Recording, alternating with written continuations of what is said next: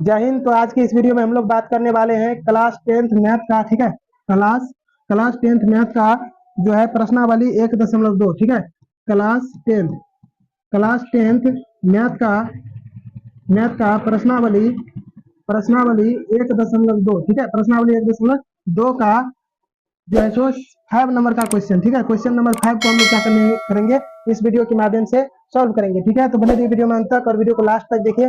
चलिए कैसे 5 नंबर का क्वेश्चन सॉल्व होगा, क्योंकि बहुत सारे विद्यार्थी इस क्वेश्चन को देखकर डर जाते हैं, क्योंकि ये भाषा वाला क्वेश्चन है, ये बनाने वाला नहीं है।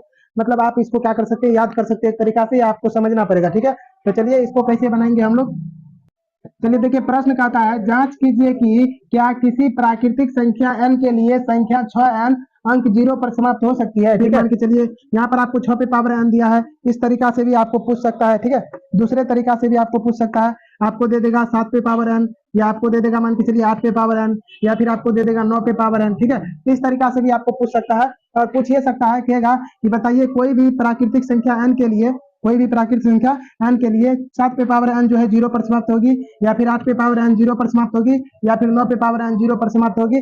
तो इस तरीका से प्रश्न आपको पूछा जा सकता है। ठीक है, तो चलिए इस प्रश्न को यदि हम बना लेंगे तो ये सारे के सारे प्रश्न आपको बन जाएंगे। तो चलिए देखिए इस प्रश्न का आंसर क्या होगा। तो इस प्रश्न का आंसर में हम लोग लिखेंगे, क्या लिखने वाले हैं इस प्रश्न के आंसर में, क्योंकि ये प्रश्न जो है बहुत ही बच्चे को कंफ्यूजन में डाल देता है। तो इस प्रश्न को हम लोग हल करेंगे बहुत ही आसान तरीके से।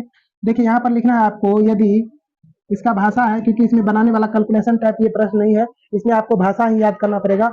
और भाषा क्या है इसका समझना, इसको किस तरह से हम लोग समझ सकते हैं, तो इसको हम लिखने के बाद हम आपको समझाते हैं। ठीक है,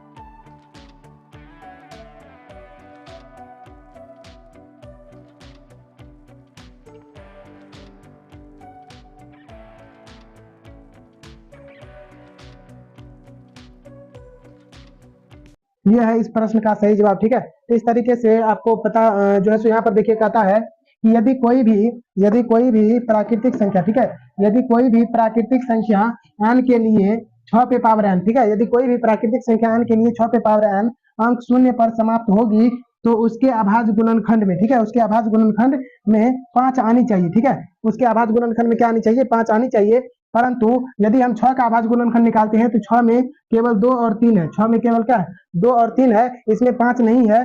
तो इससे पता चलता है कहता गुणनखंड में 5 नहीं है। ठीक है, परंतु 6 पे पावर n के गुणनखंड में 5 नहीं है। अतः गणित की आधारभूत प्रमेय की अद्वितीयता से सिद्ध होता है कि ऐसा कोई भी प्राकृतिक संख्या n नहीं है जिसके लिए संख्या 6 पे पावर n अंक 0 पर समाप्त होगी। ठीक है, तो इस तरीके से आप क्या कर सकते हैं, इस प्रश्न के आंसर को लिख सकते हैं।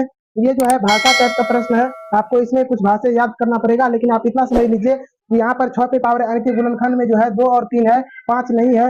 इसीलिए 6 पे पावर n जो है कोई भी प्राकृतिक संख्या n के लिए अंक 0 पर समाप्त नहीं होगी। तो मिलेंगे नेक्स्ट वीडियो में अगले सवाल के साथ। तो तब तक के लिए जय Hind. Thank you so much for watching this video.